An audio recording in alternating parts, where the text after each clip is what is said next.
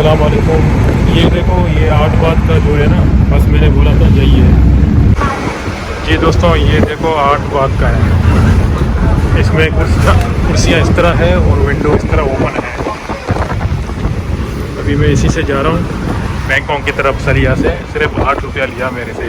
ये जो बैठा हुआ है सामने, ये कंडक्टर है और आगे ड्राइवर है। ये बस की सीटें इस तरह हो जाते हैं।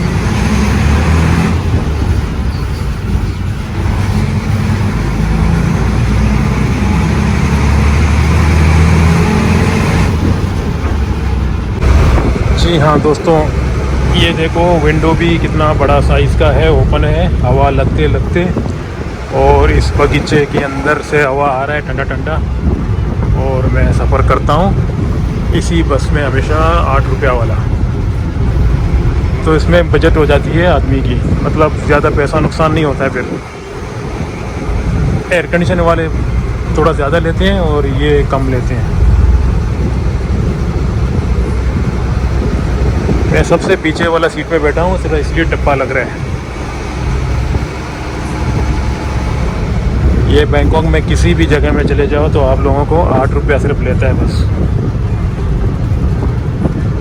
अभी जिस इलाके से मैं जा रहा हूँ ये सलिया है, फिर आगे आ जाएगा बैंकॉक। बैंकॉक में उतरूँगा। दिया पैसा मैंने कितना दिया, सिर्फ 8 रुपया, 8 बात, जो इस वक्त पाकिस्तान का यूँ समझ लो 75, 76 या 80 रुपया बन जाते हैं। तो इसमें एयर कंडीशन नहीं है, लेकिन इतना बड़ा खिड़की है, हवा लग रहा है ठंडा ठंडा।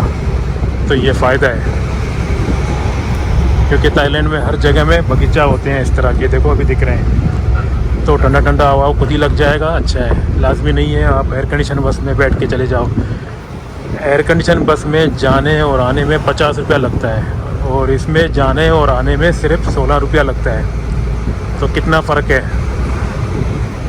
और दोस्तों थाईलैंड में किसी भी जगह में जाओ तो इस तरह के दरख्त हैं, चाहे शहर हो, चाहे गांव हो, चाहे जंगलात हो।